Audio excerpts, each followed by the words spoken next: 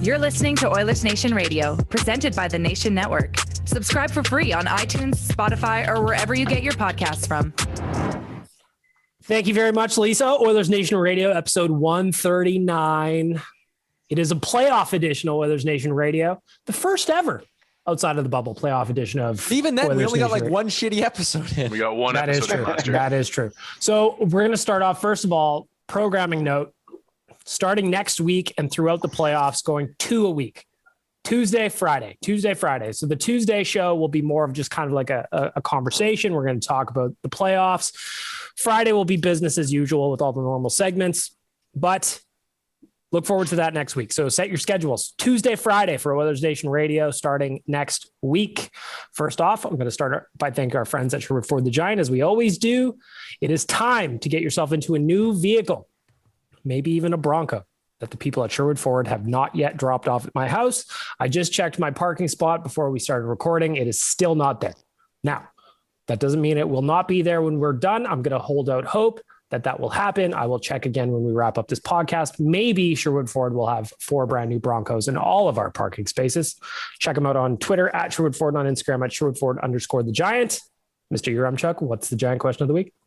First off, I'm admiring the impressive stack of Nation beer Rick has behind his shoulder there. Yes, I've noticed that also. That's probably like 50% of the available Nation beer in the city, knowing how fast it's flying off the shelves right now. Well, it's funny that you mentioned that. So I was doing a Nation happy hour before game 1, and I was plugging Nation beer where you can get it. And then all of a sudden the comments just start blowing up like, no, man, it's sold out everywhere. It's sold out fucking everywhere.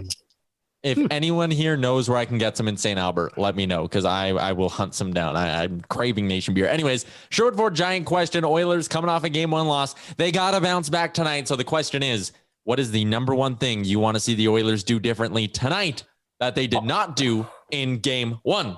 I'll start us off here. I think that a level head here in game 2 is going to be the most important thing. Don't panic, boys.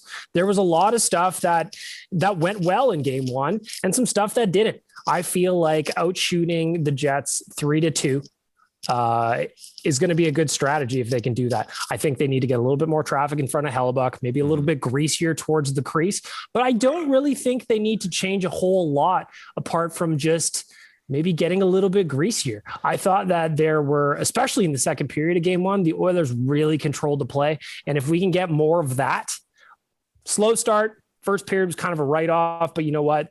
It evened out. That's fine. Second period was great. Third period, I think they need a little bit of urgency. So if we can get more of what we got in the second period of game 1, they're going to be fine. If you charge the net, get greasy, make Hellebuck's life a little bit more difficult, I think we're going to be okay in game 2.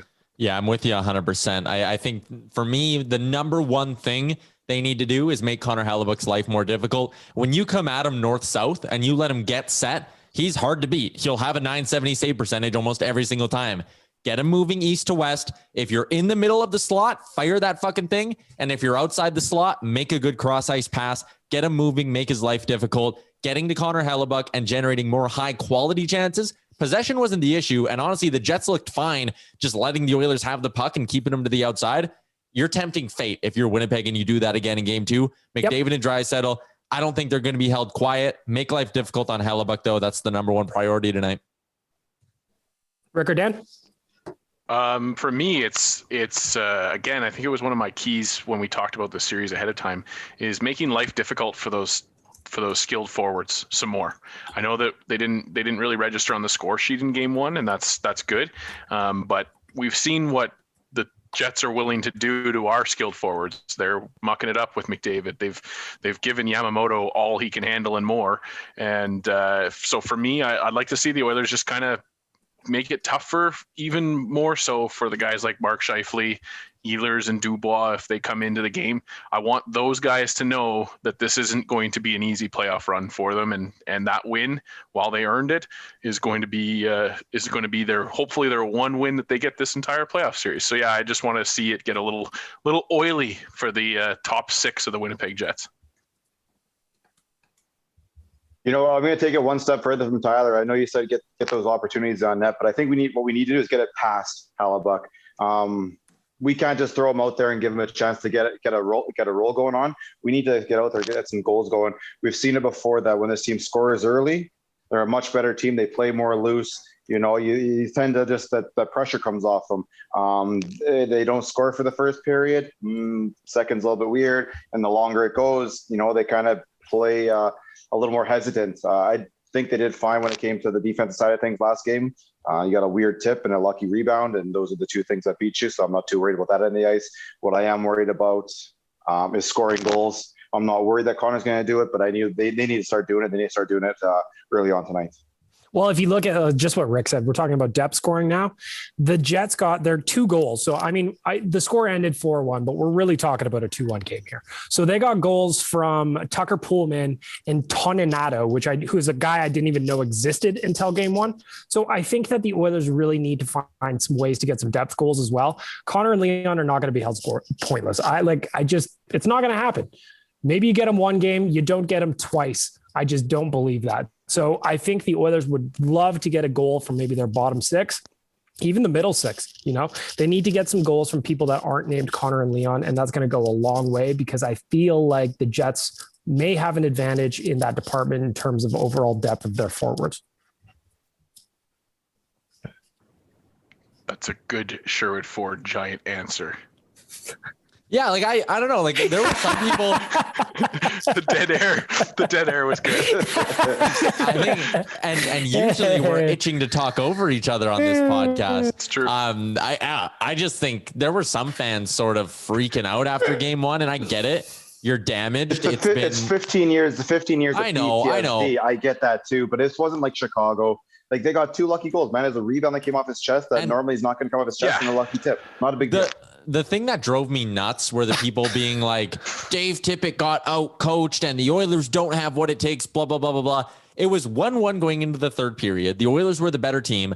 The Jets got a lucky bounce. The Oilers didn't. If a shot from the point by Larson was tipped in by Archibald and the Oilers win that game 2-1, what's the conversation like? It's Dave Tippett is a genius. He has the Oilers playing at their absolute peak. They know how to play playoff hockey and win tight games and get bounces. That's the playoffs in a sense. You play a tight game and then you either get the lucky bounce or you don't. I feel like sometimes hockey fans are almost embarrassed to admit just how much luck is involved in winning a tight playoff game like that. I think also Tip's not getting the credit from those people either way. There's not a chance. I know. It's either against him or these just off the tongue all of a sudden. And talking about lucky bounces too, that empty net, the first empty net goal, Chason was in the right spot. The puck just happened to hit the referee or the linesman in the end there, and it comes out of the zone that way. Yes, it was an early pull, but the Oilers are confident, I think, in that sense, and you don't blame them for that because they have the 2 best players on the ice at that moment. So 6-on-5, they should be okay to pull the goalie in a little bit earlier. It just didn't go their way in that moment. And like you said, Tyler, the best team didn't win game 1. Hopefully the Oilers are still the best team in game 2, and we will see a different result as because of that. I think it was interesting too, just, writing the wrap up as I always do, Oilersnation.com, and diving into the comment section the next morning, just how differently many of us saw the game. I was taking a lot of heat in the comment section for saying, I don't think the Oilers played that badly. A lot was made of not getting a shot until 8 minutes into the first period, which I agree sucks. That's not ideal. But on the big picture, Winnipeg only had 3 at the time. So it's not like they were ripping it up and the Oilers were just hanging on for dear life. It was just a tentative start. Second period was great. And you know what? You got to give Connor Hellebuyck a little bit of luck. Again, I think the Oilers probably could have made his life a little bit more difficult than that. But you got to give him credit. If the Oilers are carrying a 2-1 lead into the third period, maybe that's a different outcome, But they didn't get that second goal they needed. They just couldn't make it happen. And I feel like tipping your cap to an opposing goaltender sometimes is not the biggest issue. No. It was interesting though how much shit I took for it. Yeah. The other thing too, and the one area I will give the Jets a lot of credit for, how many breakaways or 2-on-1s did the Oilers have? Can you remember one? They were very, very much sitting back in like a very defensive posture. They played very conservative. Yep. And again, like it's hockey's a game of adjustments in that way. And there's a reason you play 7, right? The Jets clearly are okay sitting back and letting the Oilers have the puck. And it's like rope-a-dope, right? They're just going to sit back and let you circle around the offensive zone, throw pucks on net from the outside. They're going to try to beat you that way. But what I'm saying is if you do that against the 2 best offensive players in the NHL, it's going to bite you in the ass. And Connor Hellebuyck might steal you a game. That still might come at some point in the series. I don't think he stole game 1 for the Jets at all. I think the Oilers didn't do a good enough job creating high danger shit. And if they do that, it's totally different. It's a totally different outcome tonight. One thing that I'm looking forward to seeing if there's an adjustment on is the Oilers were doing a lot of dump and chase in game 1. Yeah. But they weren't necessarily finishing off the checks on the forecheck to get it back. So it seemed like a waste of just throwing the puck in if you're not going to go and hammer some bodies. So I wonder how much Dave Tippett was pushing full execution on their dump and chase game, if that is the model that they're going to do, because it seems like the Jets, like Tyler said, they're happy to sit back, and I'm not going to call it a trap, but it's getting pretty close to it because they were just sitting back very, very conservatively. I personally want to see the Oilers dumping the puck less. I think, like, I understand that sometimes it's the right play. You get it deep, you go hit the defenseman. I agree with you, Bag Milk. You got to hit the D-man. You got to make them nervous and sweaty when they're going back to get that puck. But the Jets are clearly okay with you holding on to the puck. So hold on to the puck. If Winnipeg's okay sitting back and they don't want to give you odd mans and they don't want to let you make plays that'll result in 2-on-1s, carry it in. If it's there, take it. And that's something I wouldn't mind seeing them do in game 2. Well, and to that point as well, we didn't see a lot of McDavid or Draisaitl carrying the puck into the zone. It was a lot more of Jesse getting it over the line. Yamamoto got it over the line a couple times. I think that's something that they need to work on trying to figure out, and that's going to come with the adjustments in the 7-game series, like Tyler said. But just trying to design plays and set up plays where McDavid can be the guy that breaks into the zone, and even if it doesn't necessarily mean that he's carrying it right to the net, it's still creating that separation and that chance for you to set up your offensive pressure. Yeah. But when you get the other guys to bring the puck in, because obviously right away, if you see 97 or 29 on the ice, out of the 10 eyes on the ice, 7 of them are looking at those 2, right? So you got to start taking advantage of the other side. You're going to have to make the most of the Yessa pulling in. But when Yessa pulls that puck in, man, dude, that's such a big body so fast. I think he's really strong at that. Some of these other guys, there's the little soft dump behind the defenseman, 5, 6, 7, 8 feet behind them. So it ends up around the hash marks. And then you get in there moving. They have no room. You're not going right into the end, into the backboards there. Yeah. And then you start to open up that game right that way. So it's one game. They sat down, they watched video. These guys don't lose 2 in a row very often. You very rarely do you hold Connor or Leon off the board, and you know what happens after they put up a goose egg. I see these guys bouncing back tonight and coming out with a game plan more suited to beat Winnipeg. Well, I also think you have to give Winnipeg a little bit of credit for limiting Leon and Connor's space as well as they did. There's a reason those guys weren't flying through the neutral ice like we normally see them, is because I think Winnipeg did a good job of pressuring them and putting 2 guys up there. So it made guys like Puljujarvi and Yamo have to carry the puck in. Now, I think that those 2 players specifically, Connor and Leon, they can adjust to that. They'll figure it out. Yeah. And I'm not too worried about it at all. Connor said he wasn't worried about it. You know what? I actually thought James Neal had a really good quote post game on Wednesday where he's just like, that's playoffs. We'll regroup and move forward. This isn't it. This isn't it. So big game tonight, obviously, as we're recording, it is 2:00 on a Friday afternoon. Game starts in 5 hours. Lots to get to before that. Let's give a shout out to our friends at skipthedishes.ca. Maybe you need some snacks for tonight. Maybe you want to order a little za. Maybe you want to order some oodle noodle, maybe some wings. Maybe you want to get your life in order and order all of the Arby's that you can fit into your stomach. For me, that's a lot. I also like to put some in the fridge, pop those in the air fryer, freshens up, real nice, real nice. Skipthedishes.ca, go get yourself something to eat. All right. McDavid and Draisaitl held scoreless in game 1. None of us are really worried about it. Let's talk about what the Oilers did do well in game 1, because again, I don't think they played as poorly as some people did. So let's talk about what they did do well in game 1 and what they should carry over into game 2. Personally, I thought that second period, the pressure, running the cycle down low, in Winnipeg's zone. They did a good job of that as the game wore on. And I think if they can do that some more, Winnipeg's defense just isn't good enough to handle, especially the top two lines. And when Dave Tippett mixes Connor and Leon in together, that's going to be a problem for the Jets if they can keep that cycle going. Yeah. And for me, there were individual players who I liked the effort from. I thought Puljujarvi was a beast. Arguably the best forward, in my opinion. Yeah, he was their most impactful forward for sure. 7 individual shot attempts, I believe, was the number Puljujarvi racked up at 5-on-5. He had a couple nice plays with his big body as well. Loved the game from JP. I really liked Slater Cuckoo. I thought he jumped up in the rush a handful of times. I didn't see a single brain fart defensively from the guy. Almost set up Nuge for a beautiful goal in the second period.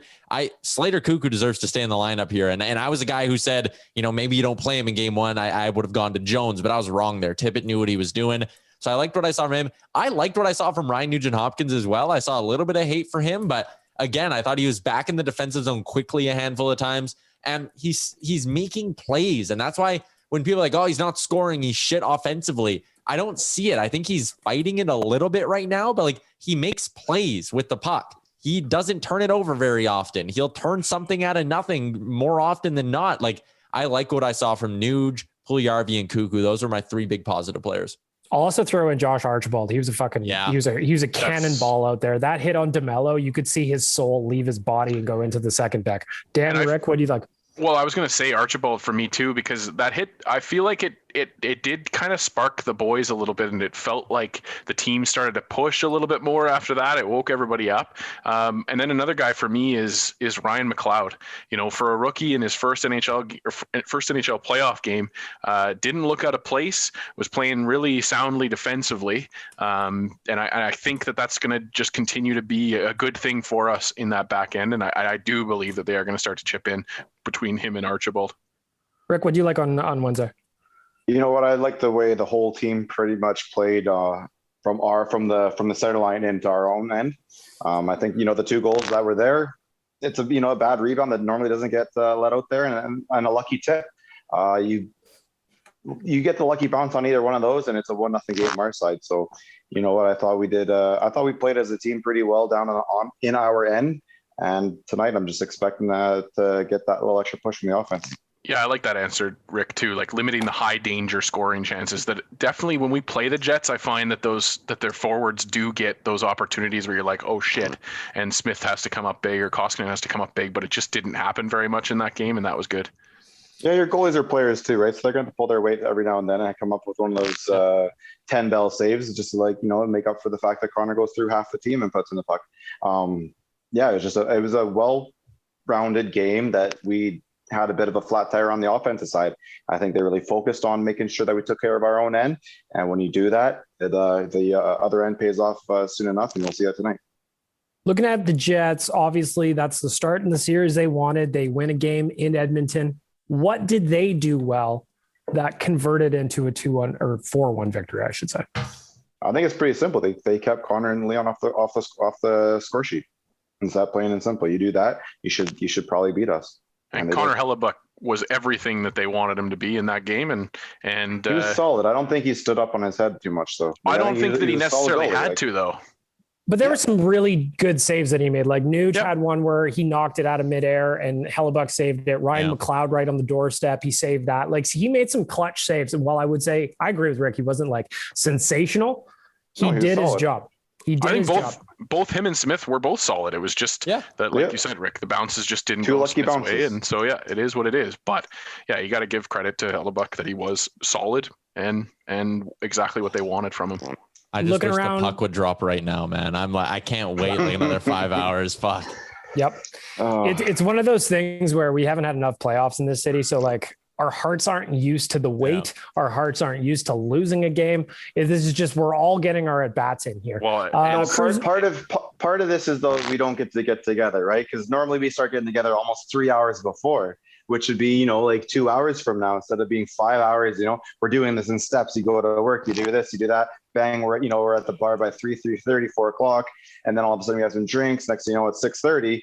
Okay, well, shit, now it's game time. Let's go. So then we missed that middle part, that really nice, that leads into the game. So instead we sit here and doing our anxious walk around our places till puck drop.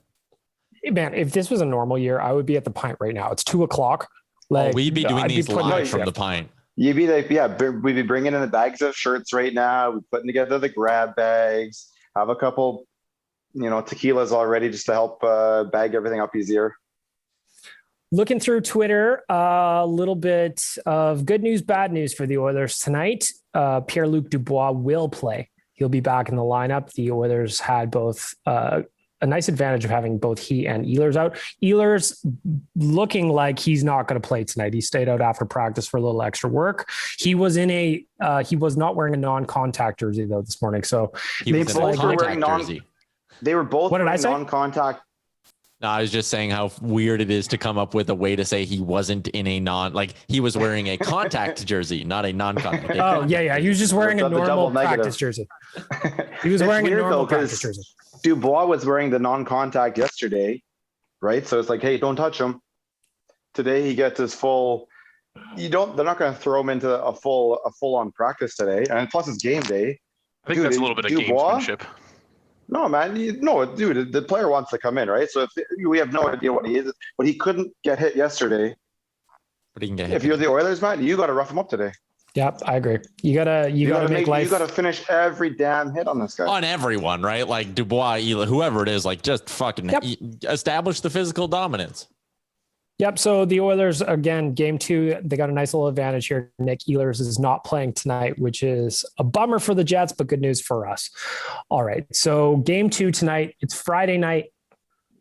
A lot of pressure on the Oilers, I think, to win this. You can't go down 2-0 going into Winnipeg. We talked about some keys to the game. Let's talk about the special teams. On Wednesday, one penalty called in the entire game, and it was a pretty obvious one. Yamo take a high stick right to the face.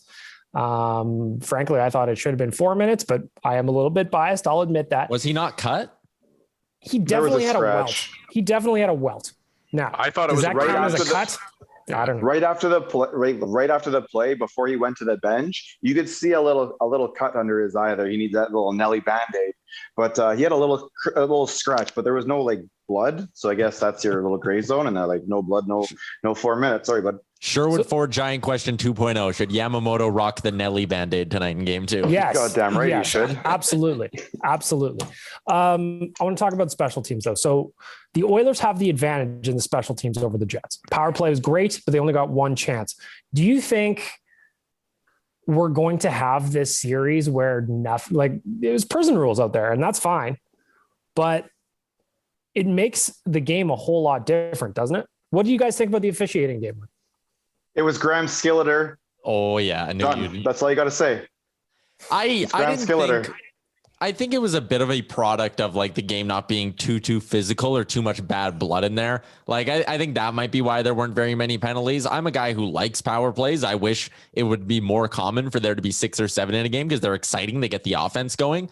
They called the one egregious one. I thought there was the one on McDavid where he was pretty clearly tripped. Draisaitl got hacked pretty good once too. So those two probably should have been called, but I noticed there was a play, I think it was in the 3rd, that I thought Ethan Bear should have been called on. And there's probably a couple more because I'm biased that the Oilers could have been called on. So I think it benefits the Oilers if each team gets 3 power plays, right? If that were to happen, I think that benefits the Oilers more than last game did, where there was only 1 power play between the 2 teams, because Edmonton has a distinct special teams advantage in this series. They just do. Their power play and penalty kill have been lights out since April 1st. So if they can, and I think it comes back to Edmonton trying to get penalties as well. Play physical, get some hatred in here, get the Jets pissed off, and get them to take stupid penalties. Even if the game goes to 4-on-4, that also benefits the Oilers. They're a damn good 4-on-4 team.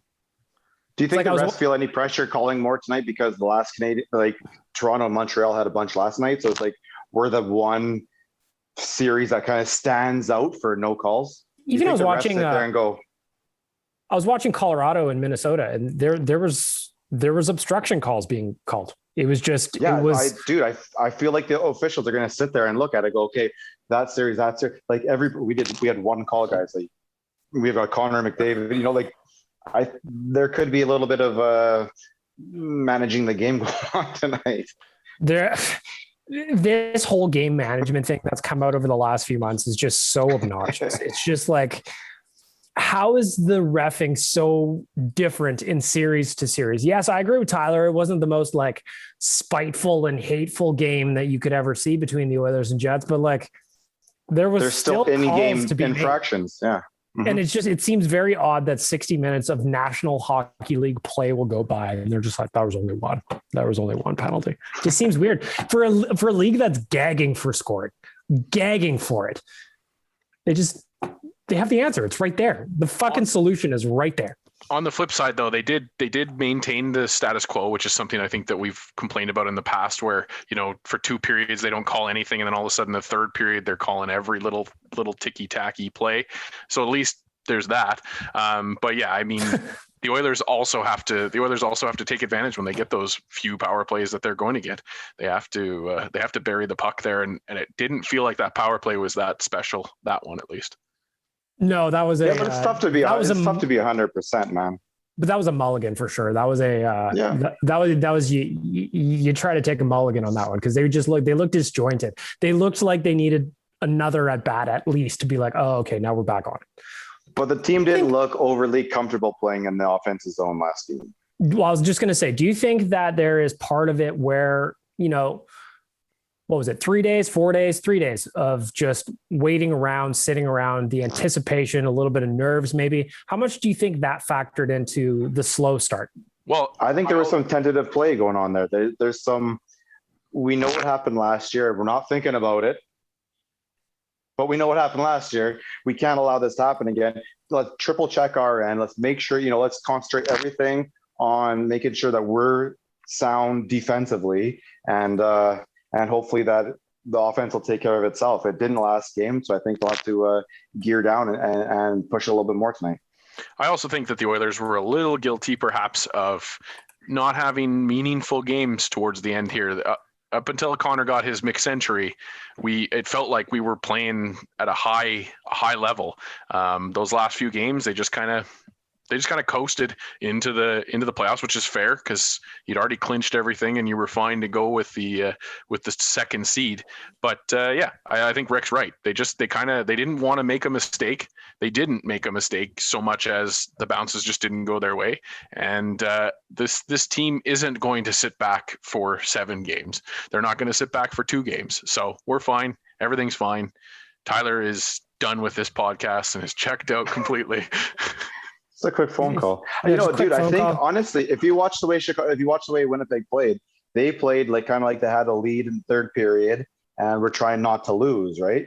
That's why they're backing up when we have the puck and they're trying to give us what happens when you play overly protective? The other team eventually gets going and starts popping them on you. That's going to happen with us tonight. I wonder who Tyler's talking to right now. He's taken off his headphones entirely. He is looking not the very girlfriend because she'd be in the house. Yep, not the girlfriend's. I'm just studying. This has to be at work. He's looking at the computer screen. He's a little fired up. Involved. Yeah, he looks very focused on whatever this call is. He's clicking around on a computer, talking very quickly. You guys have some insight. Is this some like what's going on inside of the nation here that we don't know about? Are they about to announce something here? It's a good question. Does he have a source? Hang on. I'm going to look in the back end here. So I don't see Tyler in anything in the back end here on Oilersnation.com. I'm checking social media. Nothing there. Nothing from Tyler there. The GDB's up. I bet he's on a call with Coolbet. Something about his bankroll there. Yeah, maybe they're just like, hey, man, you emptied your account the other night. We need you to replenish. And Tyler's just like, all right. This is what I'm thinking. Oh, throwing his hand in the air in exasperation now. He has got a pen in his mouth. He found Nation Beer. He's right down there. He found Nation Beer. He's now smiling. He is now. He's got a chipper look on his face. He's got a glow in his eye. Now he's still back to the computer. Oh, he's hung up here. He's coming back. An update. He's going to put his headphones on. So yeah, I think tonight's game is going to be a very important one for us, and I think we'll be okay. What just happened there, Tyler? He's muted. He's muted. Now he's muted. So now we can't even know about it. Now we can't even know what's going on. I am at no liberty to lost the tea time. He lost his tea time tomorrow. That's what it is. Oh fuck! Actually, I would be. I know I would be smiling right now if I lost my fucking tea time. He found Nation beer, but he couldn't pre-order it. So they're not I had a line on some Nation beer. I'm working my phone. I'm working the phone. There was a look of stress on your face. There was an animated hand movement going on. So I'm looking forward to hearing this once we wrap. Until Tyler tells us what's going on, the running theories we've got currently, he has a line on Nation beer. Sold out everywhere, but Tyler's got a line on it. Second theory that I have, Tyler's been charged with murder. Now, that was my lawyer, or was that the police? Like, just where are you going to that? Tyler has not been charged with murder. He gets away with all his murders. All right, back to the hockey game. We've got 5 hours until puck drop, game 2 here. Tyler, you were at Rogers Place on Wednesday night. Quick question. How weird is it? Just being in the building, there's no fans there. It's a playoff game. We're watching the games going on in the States. Everybody's having so much fun down there. Just what's it like being in there for a playoff game when there's nobody at all outside of you guys in the media? Yeah, it's super weird. Like, actually, this game was weird for a couple because they had the 12 healthcare workers sitting up in press row in the loge level. So there were like people cheering at points, which was like kind of odd when press row is usually pretty quiet and you get the fake crowd noise, but then once in a while you'd hear out of it would have been my right ear. I'd hear like, woo, yeah, let's go Oilers. It's like, oh shit, there's fucking people here watching the game with us, which was kind of funny. But it is weird. Like, it sucks. They play like the Let's Go Oilers chant video before the game, and it makes you miss it. Like, I don't know. Earlier in the day, I was scrolling back through my phone, looking at all the memories I have of the 2017 run and how loud it was. A game where my section was, the section I was sitting in was starting, it was like, let's go Oilers, fuck you, Kessler. And like, you miss that, right? So it's shitty being there in an empty rink. It sucks. And it's cold as hell in there. It's soul crushing, boys. It's soul crushing. Yeah. I don't have a 19,000 person capacity building to watch it in with nobody in it. Mine's much smaller, but mine gets damn near as loud, and it's soul crushing to be in there and have nothing and have just no energy. You guys know what it's like to be in a place with that many people. It's your hair standing up on your arms. You got goose. It's crazy. It's so much fun. It's what the whole playoffs are about. But instead, here we are. We're sitting around. Unfortunately, I think we probably 7 of us were in 7 different houses. It sucks. I had like Tyler, I had some memories coming up on just Facebook and Instagram and whatever from some of the games in 2017. And it's just like, all I could think about during Wednesday night's game is how fucking loud Rogers Place would have been. Like, Oilers scored first, big goal from JP. Then, maybe that changes things entirely, just having the crowd behind them. So it's a real bummer. Have you guys been watching the games in the States? Exploded, man. It would have exploded for Puljujärvi's goal. Yep. Yeah, I've been trying to soak up every little bit of this playoff. I don't know why. It's been more entertaining to me this year than it has been in the past to watch other teams in the playoffs. The atmosphere. It's the atmosphere, 100,000%. Like, that's the only difference. Well, and the games, to their credit, have been entertaining. Outside of that Carolina Nashville series, every single series has had some intrigue to it and some excitement about it. Like last night, Minnesota giving up a 2-0 lead to the Vegas Golden Knights, losing the game 5-2. Tyler's We've back on lost the phone. Tyler again. He is back on the phone. Oh, his dude, arm is he's waving. he's been gone for a minute or so. Did you not see it? Did you not see it when he got a notification? When he got a notification where that phone call came in, you should have seen the look on his face. He was disappointed, dejected. He looked right into the camera at everybody, and you could see, like, whatever this is definitely not Nation beer. There is like something. There's someone. The Riverhawks may be moving cities. The Blue Jays may have traded somebody. I'm trying to figure out, like, this is no longer a positive type of situation. This is going to hurt him. He's not enjoying this at all. A look of pain on Tyler's face right now that you can't see, but what I do know for sure is somebody with power has got Tyler by the balls right now, because here at Nation HQ, Tyler reports to me, and all of a sudden he's just ignoring us mid podcast, and now he is taking who at Nation could call him right now and he'd answer the phone. Zero, nobody. No, that's what I'm saying. Wanye call. This is. I'm telling you, man. I don't know. Like. Something's not right. This might be the murder case. This could be it. This could be the one that first Tyler the lawyer, now it's the detective. Yep. Now, Tyler's smiling now. He's got little head shrugs going on. He's still talking very quickly, it seems. Again, somebody with major influence and power is called Tyler Yaremchuk. Derailed Oilers Nation Radio. This is twice now. This is twice. This is in the playoffs. This is not preseason. No, this is in the playoffs. This must be a major ordeal here because a playoff podcast has been interrupted by 2 phone calls, and he seemingly has no interest in getting back on this podcast. He's now mouthing the words, "I'm sorry, please help me," into the camera. I don't know what's happening. We may have lost Tyler Yaremchuk. Will this podcast even be posted today? I don't know. Am I talking to anyone? The only one who can do this.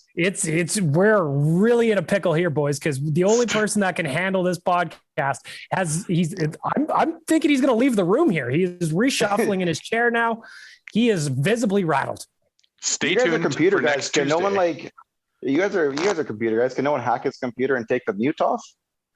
I really wish that I was the one hosting the Zoom call. How good would it be to take the mute off of him right now? We get the running commentary. Oh, he's coming back. Here we go. Did I see him mouth the word Bob? No. He's back on muted again. He's still muted. He's just rattled. Tyler he's is not used rattled. to leaving him. He's not used to leaving. I know. Fuck. I know he was roasting me the first time. Then I saw a thing that was like, "Call me now," and it was like, "Oh boy, yeah." Sorry about that, guys. That's on me. This is somebody with major power and influence distracting Tyler from a playoff edition of Oilers Nation Radio. This could Will be. Will he still be here Tuesday? Are you going to be here on Tuesday, Tyler? I was just going to say, stay tuned Tuesday to see how many phone calls if Tyler you gets then. Are listening to Oilers Nation Radio, I urge you to put your empties aside. We may have to be raising bail money here for Yaremchuk. We don't know what's going on. He has left twice. Will a third time happen? Maybe. I think we're good. We'll see. We'll see. Goodness gracious. A little bit of dramatics here on Oilers Nation Radio episode 139. Whew! Must be contract season. Must be contract season. All right. Boys, I want to talk about Zack Kassian a little bit. Who? Interesting. Zack Kassian played his first game since April 21st on Wednesday. He was quiet. Now, I don't think that's surprising that he was quiet playing his first game in more than a month or about a month. It is. Yes, it is. It is surprising. We just watched 3 days of hockey where all these guys are going balls to the wall and they're throwing their bodies out there. Yeah, I get it. He, maybe he's a little leery about going, but he's not a first-year player, man. He's done this before. He's come back from injuries before. He knows what it's like. He went through 17. He saw what he could do in 17. He went through last year. He read everything. He heard everything about how, we needed that type of emotion. We need that type of game involved. He sits there and watches 3 nights of hockey in a row, I hope, of what's going on out there. It should have been simple. Go out there, bang bodies. Don't even give a shit about the puck. We don't care. This is what we need from you. And he didn't do it. We're going to call him John Cena from now on. Till he has a game, till he has a 2017 game, we call him John Cena because we can't see him. Okay.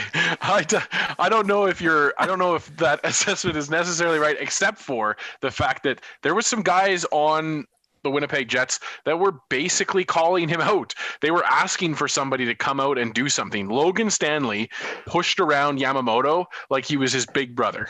Neil Pionk. Don't respond. Go out there and instigate. Go out there and that's what I'm saying. Something. Don't wait till someone gets roughed up first. Go out there and grab someone first. That's what we need. That's what we want. But Kassian needs to go out. Kassian needs to go out. After that kind of stuff happens, he needs to go out and mark that kid. Mark Logan Stanley, mark Neil Pionk, whoever he needs to do to get that thing going. But yeah, it is a little troubling that now we've done 2 bubbles with Kassian. The teams talk about how they need help getting that emotion going. You see Josh Archibald laying out a big hit, and Kassian can't turn around and say, you know what, I need to do that too. That's frustrating. You see Connor standing at this red line, putting his hand in someone's face, getting in with Pionk. Barry tries to get involved. Connor doesn't want anything about someone coming in there. Connor wants to deal with himself. Your captain's leading the way in doing this. Get out there and do exactly what we need you to do. Well, I was going to say, I like Dan's point where I don't know how, if you're a player like Kassian, where you can see the game that Josh Archibald at least started with, throwing his body around like a fucking missile out there, and how that doesn't inspire you to create some of that energy yourself. I guess that was really surprising for me, how he didn't look at what some of the boys were doing, like an Archibald, like a Connor, getting mixed up and having that fire him up. He was quiet. Tyler, if you're done texting, do you have a take on Kassian? Yeah, for me, like I didn't love the whole like group of people going at me, like pull him out of the lineup. Like I didn't. No. Am I muted still? I'm not, right? I don't know. I was just, you were looking, you were looking south for about 5 minutes there. So I imagined the novel that was going out. That text to your lawyer must be extensive.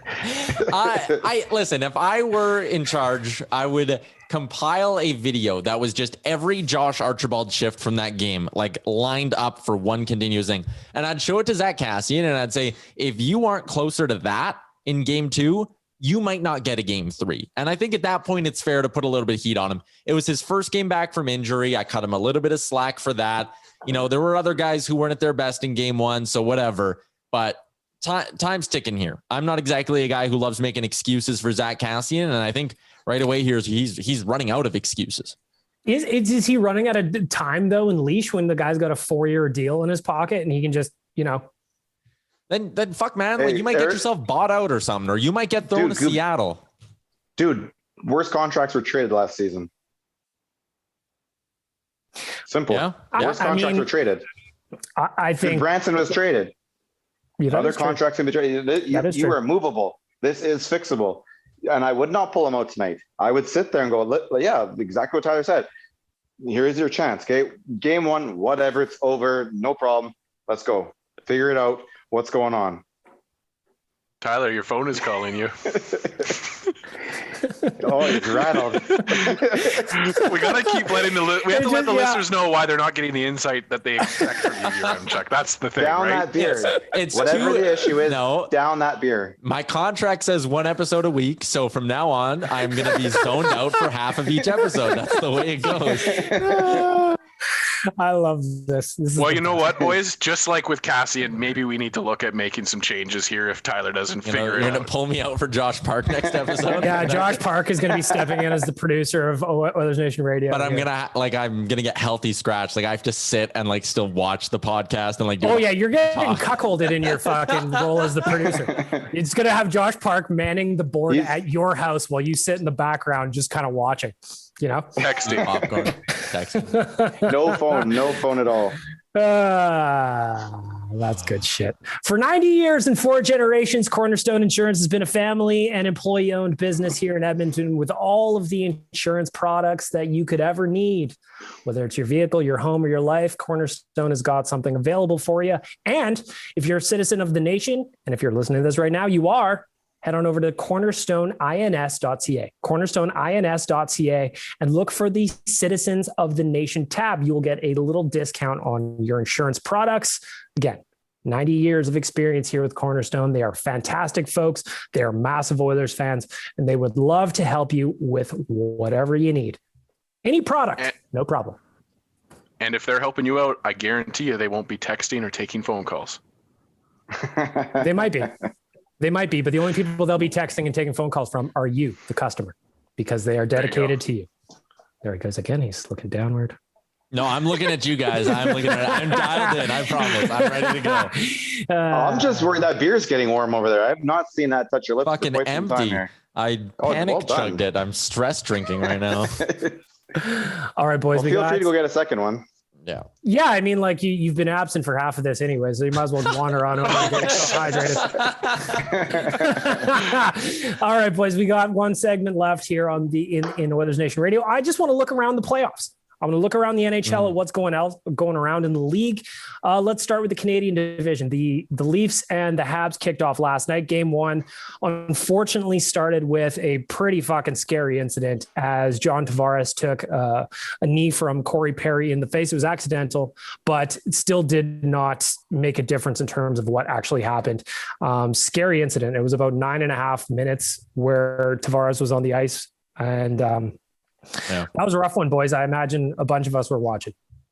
Yeah, it was. Whenever you see a guy kind of have like, I don't know what word I'm like. It's not lifeless, but like he was out of it, man. Like that's a scary look to see on another person. And like, yeah, it sucked. It was, it was bang, bang. Corey Perry's fucking Corey Perry, but I'm sure he didn't try to drive his knee through Tavares's head. So it was scary to watch. And one of those moments that makes you like things like that. When you see a guy get hurt like that, it takes the buzz out of playoff hockey. Cause you're just like, man, like you feel for the guy.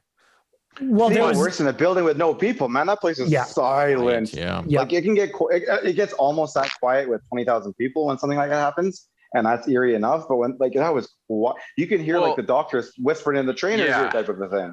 I think that was even the more scary part for me was you not only could you not hear anything, what you could hear was people saying, "John, stay down, John, stay down," like that kind of scary conversation that gets muffled by the fact that there's noise and people in the building. But Spezza came out today and said, you know what, like he stayed by him right by the whole time there. You could see him and Thornton right there, and it looked like they're both trying to talk to him. Well, I've taken a knockout or two on the ice, and you try and get up, like you're rattled, you don't know what's going on, and Spezza said, you know what, he was just really confused. So at that point, you're just like, hey, everyone get the fuck away from me. Let me get back on my feet and get the hell out of here and try and figure my shit out. And Spezza, for some reason, he recognized his voice, and Jason was able to calm him down. Okay, just calm down, and keep him and allow the doctors to do their thing. It's terrifying, but the good news is they know what they're getting into. It sucks, but. The good news is that the Leafs released a statement here.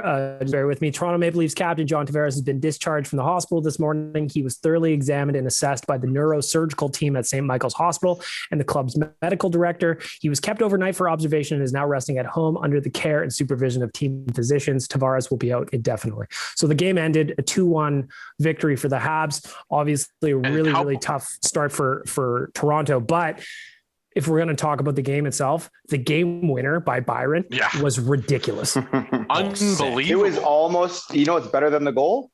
The picture that dude took from behind the net. Yeah. That picture I haven't seen it. Ridiculous. I didn't see that one either. I haven't seen it. We'll have to get it on ON Radio social. Or whatever. It's from behind. It's from the back left of the net. It's absolutely phenomenal. Like that picture, I don't know how that gets done, but that looked really sharp. A bunch of other stuff going on around the NHL. Any other series you guys have been paying attention to the most? Because I don't think we should go through to all of them, but Tampa, Florida has been fun, man. It has been aggressive. Florida with a big OT win last night. That first game really wet your whistle, and then you really got excited about the playoffs coming back and everybody playing like that. I would also say Boston, Washington's been really good. That one's been a lot of fun to watch. You see that Halsey goal? Little tuck upstairs. That was sick. He's been unreal since he became a Bruin. He's got some mitts still. Yeah. Well, it's amazing how he just didn't forget how to play in Buffalo, Yeah. But different story. It's almost like he wasn't going to shoot 1% the entire season or whatever it was. Like, Tampa, Florida's been good.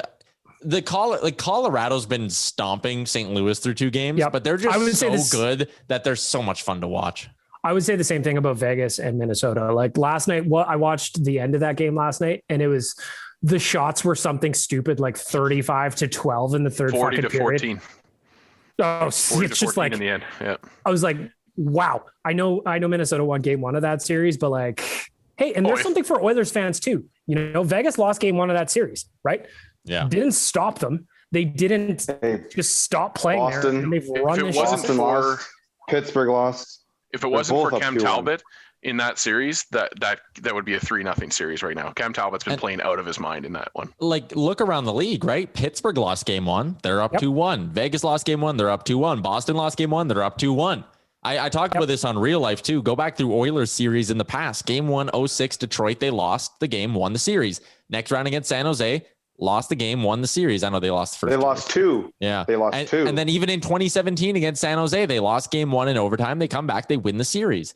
It's game 1 for a reason, man. They got a lot more hockey to go. And I think these playoffs, especially, you can look around the league and find a lot of cases where teams losing game 1, bouncing back great in the next couple. Tyler loaded up the picture from Paul Byron from behind the net. That's a fucking dope. That's a really cool photo. Yeah. Like that goes down like in the 3021. They're looking at that photo. I'm this is a really old camera, but that still looks pretty damn cool. Isn't it amazing how if you see a highlight from 2006 and it might as well have been shot on a potato? Like it's just, it doesn't feel like that long ago, but it looks like 2000 years ago. If you want to see the photo, it's on our Oilers Nation Radio Insta. ON Radio Podcast. Go check it out on Twitter and Instagram. Hell of a photo. Shout out to whoever the photographer was on that one. Carolina and Nashville is the last series we haven't touched. Anybody watching that one? I haven't seen any of it. I saw a little bit of it, but Carolina is just absolutely running the Predators show right now. Nashville's not playing well. That's what's happening. Nashville's losing that series. That's what's happening. Well, yeah. Carolina's a pretty good team, though. Carolina's a win. No, Nashville's just not a very good team. I very much enjoy that Rick will carry that hatred from 2006 with him for the rest of his life, and I respect you for it. You can probably sit down and rate one hell of a diary story about that Game 7 day and that whole series. I mean, their coach looked us in the eye, and hand delivered us one of our worst days of our lives. Really was. I think they should lose. The franchise. Put them in a Quebec. Let's go. Shout out to our friends at Deuce Vodka. Brett Kissel, deucevodka.com. It is exactly what you need for the summer. Tyler, this could be the summer. I believe that you finally get into Caesars, because let me tell you, after a playoff game, maybe you had a couple of wobblies. Next morning, you're not feeling so fresh, but you want to get back on the horse. A Caesar is going to do that for you. A Caesar is the way to go. And a Deuce Vodka made Caesar is excellent. Go to deucevodka.com/about, and you can find a store locator of all the locations that you can grab Deuce Vodka from. Drop a deuce. Drop a deuce. Drop a deuce, whether you're on the bar stool or whatever else they say in the commercials. Support Brett. Oh, and by the way, Brett Kissel will be singing the anthem tonight. So shout out to Brett Kissel for the anthem and also for Deuce Vodka. Tyler, get your buttons ready, my friend. All right, let's do it. It's time for the Deuce Vodka hot and cold performers, unless he gets a phone call. Nope. We're going to start with Rick, as we always do. It's our cold performer of the week. Your Deuce Vodka cold performer, sir. You know what? I don't even know how to word this, but it's about the playoffs, but it's about the feeling you get after a loss. As positive even as I am, for the first hour after the game, at least before you just go to bed, you're in a really dark place. Everything's the worst thing in the world. It's just that, that feeling you get when it's just darkness. It's darkness. You're able to get over it, sleep, pull your thoughts together and reevaluate in the morning. But for that first loss or that feeling you get, that's definitely the cold performer for me this week. Why are you the way that you are? I hate so much about the things that you choose to be. Fuck you, Toby. Dan, you're next up. Your Deuce Vodka cold performer of the week. Well, it's a good news, bad story for my cold performer of the week. It's the fact that the Oilers didn't put out any kind of a hype video. The good news is Josh Park certainly did, and that was a hell of a hype video that got me jacked the hell up for this for the game one. Not that I needed any more of that, but the Oilers. I always enjoy their video productions. They do a good job of it. They win awards because of it, and I just feel like we've been robbed of a bit of that arena experience, even more so because they aren't putting in the effort to put that stuff out. So for me, it's the lack of a hype video from the Edmonton Oilers and a lack of an opening ceremony for these playoffs from the Edmonton Oilers. That's my Deuce Vodka cold performer of the week. Are you thrilled? I'm not. Tyler, you're next up. Deuce Vodka cold performer of the week. My cold performer of the week is going to be one Nazem Kadri, who is a fun player to watch. He's a good player, but holy shit, he can't figure it out. This guy cannot help himself from doing dumb shit in the playoffs. Like the regular season, he's like fine for the most part. He's just an agitator. He walks the line well. And then the playoffs come and he goes, you know what?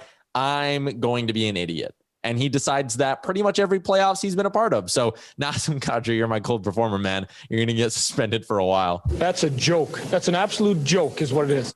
I see he's got a hero. By the time people hear this podcast, we'll likely know how long it is. Frank Saravalli today on the DFO rundown, his guess was 7 games. Whew. Just to wrap up the cold side of our Deuce Vodka, my cold performer of the week is Wednesday's loss showed me again how much I hate Peter Chiarelli. Let me explain. We are in year 6 of Connor McDavid's career, and we've been robbed of playoff experiences because of that guy's horrible moves. We, as a fan base, should be more used to and accepting that one loss does not mean a series is over. And because of fucking Peter Chiarelli, we don't have the at-bats we need to just casually let that fall off our back. You think Penguins fans were freaking out after a game 1 loss? They were not. Vegas fans, they were not. Well, first of all, Vegas, they have no idea what losing even looks like, which is annoying in itself, but that's a different story. They didn't have the same defeatist kind of attitude as some Oilers fans did. And the reason that's a thing is because of Peter Chiarelli. So Peter Chiarelli, I am blaming you for the bad vibes some people were feeling after the game 1 loss. Fuck you. You were my cold performer of the week, the decade, and forever.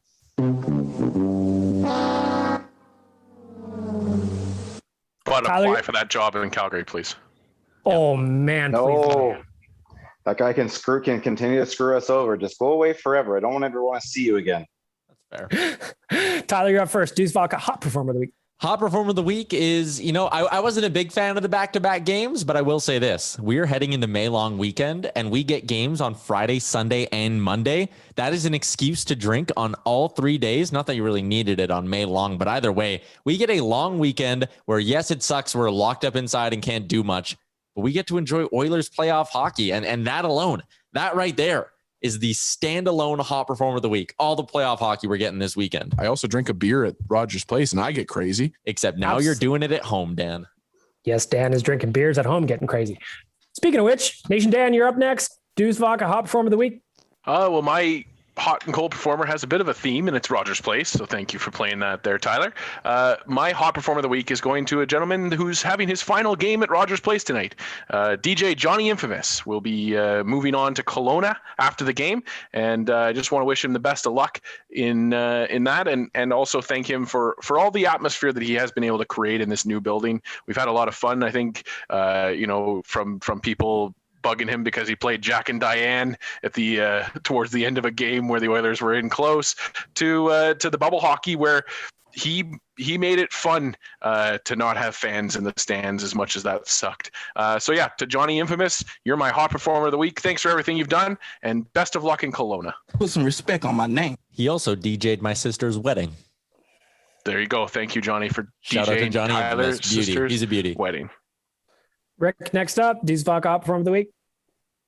Well, much like the cold performance, this one goes to the playoffs as well. But instead of after the game, this is before the game. This is that anxiety, that never-ending hope, that feeling we've had since we've all woken up at like 6:30 this morning, some god-awful time, because it's Christmas Day. Every second day is Christmas Day. You got to get up and get moving. This feeling is something we've wanted. We really didn't get a taste of it last year. 2017, 2006, and unfortunately there's so many gaps that we don't get enough of it. But this feeling here is the whole point, is why we go through 82 games. Everybody's jacked up right now. I wish we could do it a little bit bigger with a little more people in the same building, but it is what it is. It's still going to be fun. It's still great to sit down and watch it in the playoffs. So this feeling right now that everybody's got in their chest right now, as much as it's tough to deal with, it's because of good. So everybody enjoy this feeling, because we know what it's like when it's gone. Pour it on! My Deuce Vodka hot performer of the week is, I'm going to say, Oilers fans, because while we're not able to get together as we normally would, just like Rick said, we do an excellent job of creating a buzz for ourselves on the internet. The Mission 21 hashtag is being used a lot. There's people posting pictures of themselves in their backyards, all their setups. I'm starting to see more and more flags out in my neighborhood, at least. Everybody's getting excited. We all needed this. We all love this. And the vibe that Oilers fans can create. I mean, listen, we weren't allowed back in Rogers Place. But Oilers fans still stopped in front of the building and did a convoy of just a bunch of cars honking and making noise and causing a ruckus for the boys. I love the buzz that Oilers fans can do. No one does it better. We deserve playoffs and we deserve to be together. Oilers fans, you're my hot performer of the week. Cash money. It is cash money. And if you missed it earlier on, or if you forgot because you were distracted by what's going on with Tyler's alleged murder investigation, we are going to 2 shows a week starting next week on Tuesday and Friday. That's right. Tuesday, 30 Friday. Minutes of your M-Chuck in each of them, and that's it. He's coming at 27 minutes. He's got his Game Boy set up for this one. He's ready to roll. Starting on Tuesday, we'll have 2 episodes of Oilers Nation per week, or Oilers Nation Radio per week, I should say. Also, the boys, Dan and the boys are doing State of the Nation the day after game days at 10 a.m. It's the hardest thing to say, and I don't know why. It sounds really so is. Weird. The morning after every game, 10 a.m. Yes, 10 a.m. the morning after every game. So today, game Friday, the boys will be recording Saturday at 10 a.m. little episode of State of the Nation. They will be doing Monday because they play Sunday, and I don't know what the schedule looks like. So are the cameras on for this? Absolutely. State of the Nation, are the cameras on? Absolutely. Okay, I think we all should be tuning in and be holding everybody accountable. If everybody's got a little bit of a hangover, if we're not putting in the playoff effort right now, we can't expect the team to. Everybody's got to put in that playoff effort. I want to see some bags under the eyes every morning, please. Oh, I thought you were going to say 1 shot before noon or 12 before 1 or whatever it is. Or, one before 10 or 10 before 1. But if it goes on at 10, you know what? If it was 9:30, I'd be holding this to you guys. You guys were smart. You picked 10 o'clock. It's really tough to hold you at the deadline itself. So you're well done picking your time. But I want to see some bags. I want to see some Gatorades. PDL8's got like a sport version now. I want to see you guys having to, a little bit of a crutch in the morning. If I see a Caesar, that's extra marks. So there's a lot of programming going on around Oilers Nation right now. Lots of stuff going on in the playoffs. Let's just run through it really quickly as we wrap this up in case you don't know. Jay and Josh, pregame show. That's every game day. So that's going up live on Twitch and Twitter and YouTube, I believe. Oilers Nation Radio, again, Tuesday, Friday. Real life, Monday, Thursday, BCast after every game. State of the Nation next morning at 10 a.m. So there's a lot of shit going on. Thank you, everybody. Tyler, is pregame. And also, Tyler's doing 1-1-1 now. Tyler, run us through that. It's a 1-minute video I post on the internet on game day, and I give you 1 stat, 1 key to victory, and 1 bet for the Edmonton Oilers all in 1 minute. Also, I do a pregame podcast. Oh, actually, You know what? Now that we're talking about this and I'm thinking about it, bonus cold performer of the week was my fucking betting night on Wednesday. I bet with my heart on Wednesday and I got pummeled for it. It was just like speed bagging my testicles for 60 minutes because nothing I thought was going to happen really happened. So here's hoping for a better performance in game 2. I want to hear predictions. I want to hear keys to victory. I want you guys to engage with us as much as you can. ON Radio Podcast on Twitter and Instagram. Thank you to Sherwood Ford, Skip the Dishes, Cornerstone Insurance, and Deuce Vodka for making this all possible. And more importantly, all of you that are listening and welcoming us into your ear holes, and to Tyler Yaremchuk for giving us 6.5 minutes of his attention today. That's Oilers Nation Radio, episode 139. We're bouncing back in game 2, baby. Have a great long weekend. Shout out Tyler's cell phone. Best wishes. Thanks for listening to Oilers Nation Radio, a member of the Nation Network of Podcasts. Make sure to follow us on all of our social media to stay up to date and never miss a podcast.